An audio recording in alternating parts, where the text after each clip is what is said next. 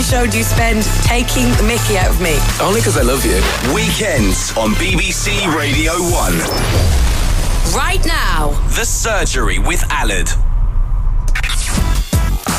But it's with me, Sarah Jane Crawford from BBC Radio 1 Extra, here today on Radio 1, filling in for Ali today. We have a very, very busy show for you. Make sure that you stay tuned. It's going to be good.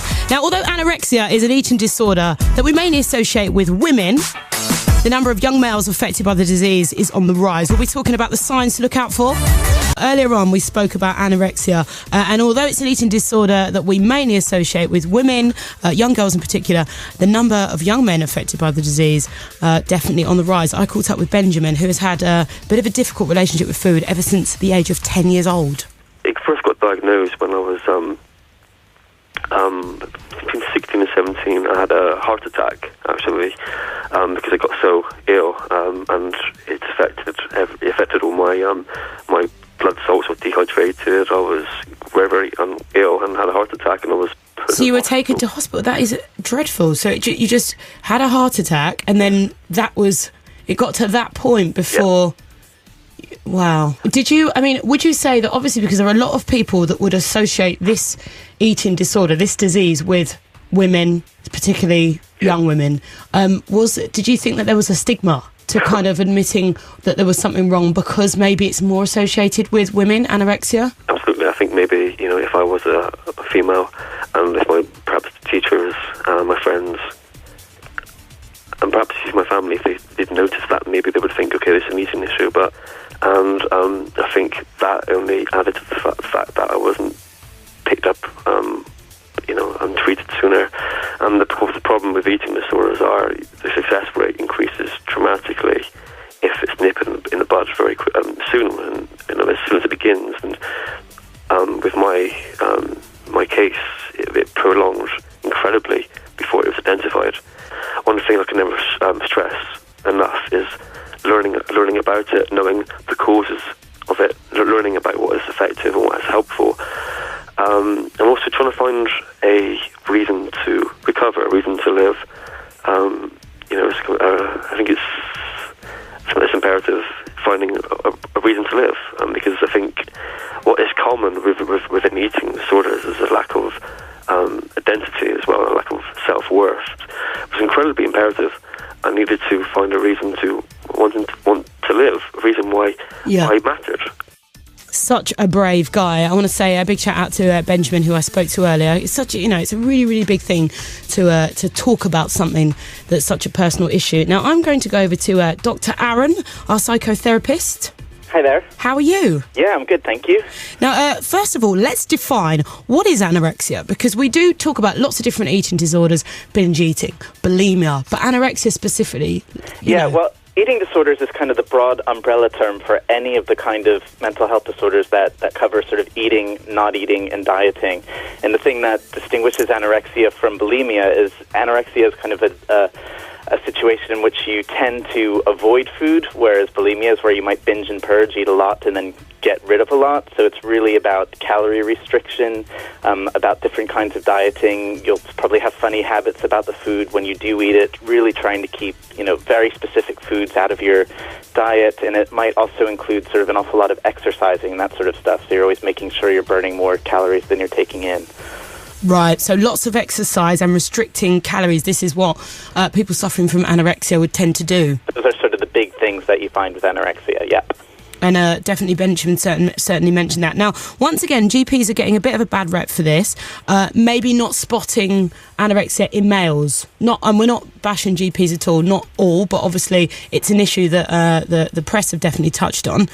What are the signs of anorexia in males? People, this is the trouble, because people are almost kind of trained up to think about young women and anorexia, just where your mind goes. And the fact is, 10 years ago, maybe 10% of people of anorexics or people with eating disorders were reporting in as men, and now the numbers are between 16 and 25%, which either means we're getting more of them or more of them are reporting in about it. Right.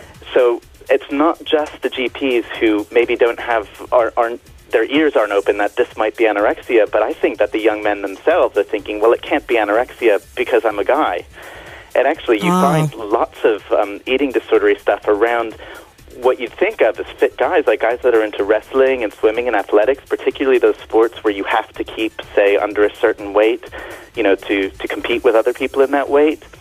And when keeping under that weight sort of becomes an obsession, you start thinking about that, about being about your fitness and not about your unfitness. So it can be a very sneaky sort of an eating disorder. Wow, that's a really interesting insight.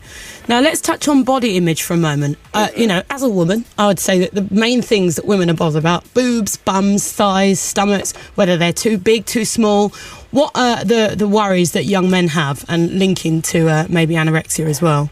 Well, I want to say two things about that. First of all, body image is a big part of eating disorders, but I don't want people to think it's the only thing about eating disorders. So it's kind of where we hang all of our worries about ourselves anyway. So we might have emotional trouble or worrying trouble or anxiety trouble that then we throw on our body image, if you see what I mean. So it all goes into that. There are some differences. I mean, when you boil it down, it's the same sort of thing, but there's some evidence in that shows that women tend to have eating disorders because they're trying to avoid being overweight when it comes to the way they feel about their bodies. Whereas lots of young men who have them are recovering from having been overweight and teased about it earlier. So there's kind of and this is not for everyone, but these are some themes that come through.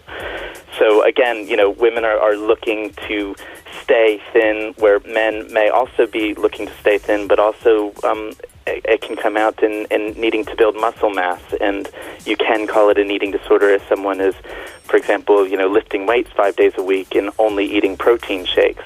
They're building up, but this isn't a healthy way to diet. This is an obsession with the body again.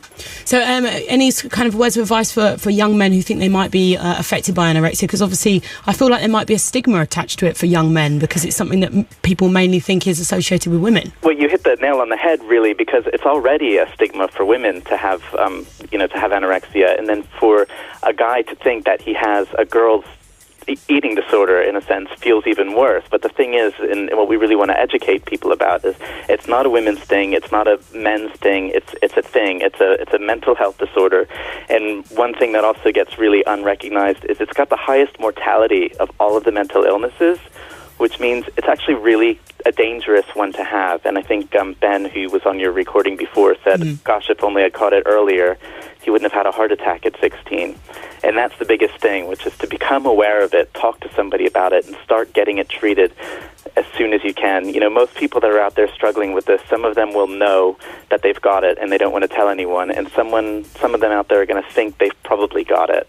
And if you're doing things like lying to yourself or other people about the kind of eating that you're doing, if you're sneakily eating or hiding food, or, the amount of food or the way your body looks is the topmost thing on your mind, then it's something you really need to consider. Yeah, that secretive element. Well, listen, Dr. Aaron, thanks so much. And guys, if you are feeling like you're affected by things like this, then definitely talk to someone before it becomes too late. It's Sarah Jane Crawford. It's The Surgery, Radio 1. Radio 1. Sarah Jane Crawford here. In for Alid, it's The Surgery. So we were talking about anorexia in young men, and also, the fact that sometimes these things can go undetected, and about GPs and stuff. And thank you to Rory, who texted in and just said, hi, I'm a guy and had anorexia in between the age of 14 and 16. In defence of GPs, I think it would be fair to point out that anorexia is an illness of deception. A person in the throes of anorexia will often do anything to keep it concealed. I know I did. This can make it incredibly difficult for doctors to recognise the illness. So, yeah, it's nice that Rory's mentioned that, you know. And also, it can often be an issue of control, actually, for the person, because they might find that their relationship with food is the one thing that they can control. So they can control how many calories they take in, what exercise they do. And if they feel that there are other things going on in their life that they can't control, this is kind of an outlet for them. And I think it's all about actually saying, well, that level of control can actually put your health at risk. And it's really important, like you say, to try and, get some support and get some advice and help, because there's lots of things that you can live for, and there's lots of reasons, that are outside of what your body is like and what your food relationship is like. There's so much more to you as a person than that. And it's such a shame to think that it could be too late. So, maybe relinquish control. Yeah. Notice that there's an issue, and definitely speak to someone. Would urge anyone. Absolutely, yeah. Listen, thank you so much, Dr. Stewart. You've been amazing. Cheers, Sarah Jane, and thank you. No worries. Thank you to Dr. Aaron as well, and to Susie from the Teenage Cancer Trust, and to the very brave Benjamin and Melissa who spoke to us. You can catch me tomorrow on BBC Radio 1 Extra. I'll be on from 1 p.m. But we do our best to go through all of your texts and phone calls, and I know we've run out of time today. If you need any more information or support, log on to the website bbc.co.uk/radio1/surgery and head to the advice pages. Also, you can call us on the action line as well, 0800 110 100. The lines are open 24 hours a day, and all calls are confidential, okay? Calls are free from a landline. Mobile operators will charge for these calls. Next up, with lots of brand new music, gossip, and a way to round off your weekend, Nick Grimshaw and Annie Mac. I'll see you tomorrow.